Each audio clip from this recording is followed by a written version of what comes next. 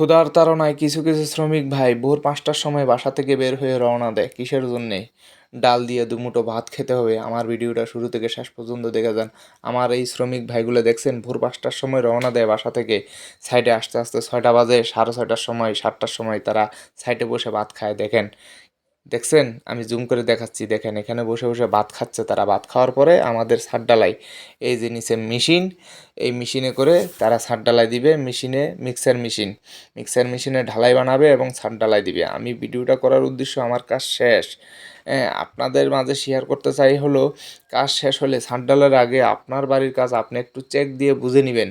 আমাদের ভিডিওটা কেমন হয়েছে একটু দেখেন, ছাদের রড বাইন্ডিংটা কেমন হয়েছে একটু দেখবেন, ব্লকগুলো ঠিক আছে কিনা, ব্লক ঠিক আছে কি না 100% এটা দেখে নিতে হবে। ব্লক যদি আপনার ঠিক না থাকে, রডে যদি কভারিং না থাকে, তাহলে আপনার ছাদে ওই রডের মধ্যে আস্তে আস্তে মরিচা পড়বে, হাওয়া টানবে, হাওয়া টানলে ইনফেকশন হবে, মরিচা পড়বে, রডগুলো ফুলে যাবে, ওই কংক্রিট আপনার বাড়ির ছাদ দুর্বল হয়ে যাবে।